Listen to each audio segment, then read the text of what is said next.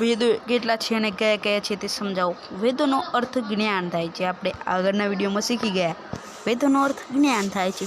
આમ વેદો એટલે જ્ઞાન આપનાર સાહિત્ય કહેવાય। સાહિત્ય એટલે પણ આપણે જાણીએ જ છીએ, તમે બધા જાણતા જ હશો સાહિત્ય એટલે શું। તો વેદો 4 છે, ઋગ્વેદ, યજુર્વેદ, સામવેદ, અથર્વવેદ। એટલે કે વેદો 4 છે, ઋગ્વેદ, યજુર્વેદ, સામવેદ ને અથર્વવેદ।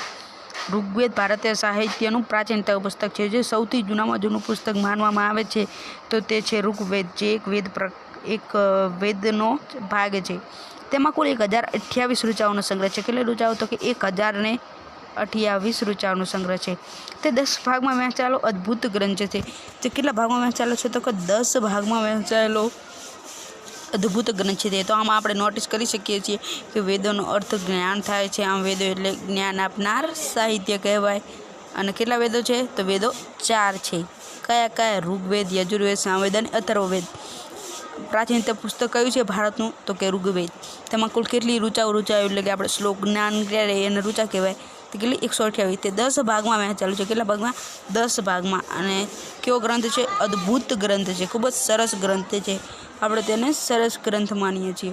આ ઋચાઓ મોટા ભાગની દેવોની લગતી સ્તુતિઓ છે, એટલે કે દેવોને યાદ કરવાની સ્તુતિઓ મોટા ભાગની છે। કઈ? આ ઋચાઓમાં જે 1028 ઋચાઓ લખાઈ તેમાં આ ઋચાઓ સ્તુતિ ગીતો યજ્ઞ પ્રસંગે કરવામાં આવતી હતી।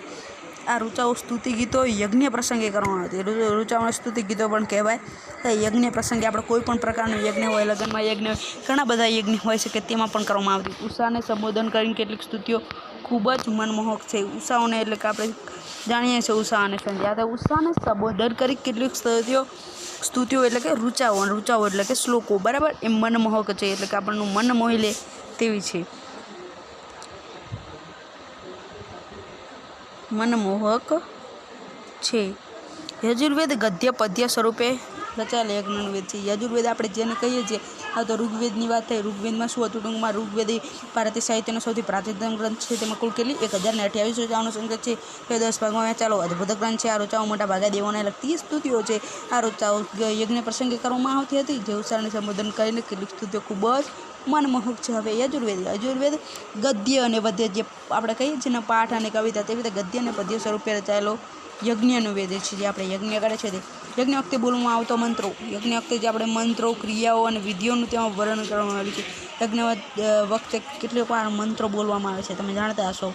ઘણા મંત્રો, ક્રિયાઓ પણ ઘણી કરવામાં આવે છે અને વિધિઓનું તેમાં શું વર્ણન કરવામાં આવ્યું છે।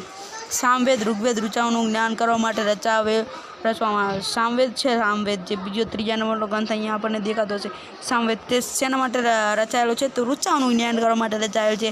આ શ્લોક રાગ અને લય સાથે ગવાય છે। કયા શ્લોક? તો આ જે સામવેદના જે ઋગ્વેદની ઋચાનું જ્ઞાન કરવામાં લખવામાં આવે છે, તે સામવેદના કેવી રીતે ગવાય છે? રાગ અને લય સાથે ગવાય છે, માટે તેને શું કહે છે? સંગીતની ગંગોત્રી। મોસ્ટ ઇમ્પોર્ટન્ટ ક્વેશ્ચન, સંગીતની ગંગોત્રી કોને કહે છે? તો કે સામવેદને। કેમ? તો કે તે ઋગ્વેદની ઋચાનું ગાન કરે છે, અને કેવી રીતે? તો કે રાગ અને લયની સાથે જ્ઞાન ગવાય છે। તેથી અથર્વવેદમાં અનેક પ્રકારના કર્મકાંડો અને સંસ્કારોનું વર્ણન કરવામાં આવ્યું છે। અને લાસ્ટ વેદ છે અથર્વવેદ। તો અથર્વવેદમાં અનેક કર્મકાંડો અને સંસ્કારોનું વર્ણન કરવામાં આવ્યું છે। તો આપણે ટૂંકમાં આટલું આપણે રિવિઝન કરીએ તો કેટલા વેદો? કેટલા? 4 છે। વેદનો અર્થ જ્ઞાન થાય છે। આમ વેદો એટલે જ્ઞાન આપનારું સાહિત્ય। વેદો 4 છે, ઋગ્વેદ, યજુર્વેદ, સામવેદ, અથર્વવેદ। ઋગ્વેદ ભારતીય સાહિત્યનું પ્રાચીનતમ પુસ્તક છે। તેમાં કેટલી? 1028 ઋચાનો સંગ્રહ છે। 10 ભાગમાં વહેંચાયેલો અદ્ભુત ગ્રંથ છે। આ ઋચાઓમાં મોટા ભાગની દેવોને લગતી સ્તુતિઓ છે। આ ઋચાઓ યજ્ઞ પ્રસંગે કરવામાં આવતી હતી, જે ઉષાને સંબોધન કરતી કેટલીક સ્તુતિઓ ખૂબ જ મનમોહક છે। યજુર્વેદ ગદ્ય પદ્ય સ્વરૂપે લખનારો યજ્ઞનો વેદ છે। યજ્ઞ વખતે બોલવામાં આવતા મંત્રો, ક્રિયા અને વિધિઓનું નિર્માણ કરવામાં આવેલ છે। સામવેદ ઋગ્વેદ ઋચાઓનું જ્ઞાન કરવા માટે રચવામાં આવેલો છે। કોણ? સામવેદ ઋગ્વેદની ઋચાનું જ્ઞાન કરવા માટે રચાયેલ છે।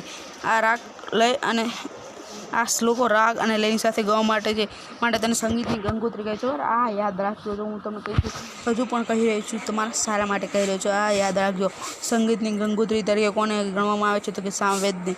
કેમ? તો કે સામવેદ ઋગ્વેદની ઋચાનું ગાન કરે છે, અને કેવી રીતે? તો કે રાગ અને લય સાથે ગવાય છે, તેથી તે સંગીતની ગંગોત્રી તરીકે પણ ઓળખાય છે, બરાબર। અથર્વવેદમાં અનેક પ્રમાણના કર્મકાંડો અને સંસ્કારોનું વર્ણન કરવામાં આવે છે। આપણે આ વિડીયો શીખ્યો, ઓકે।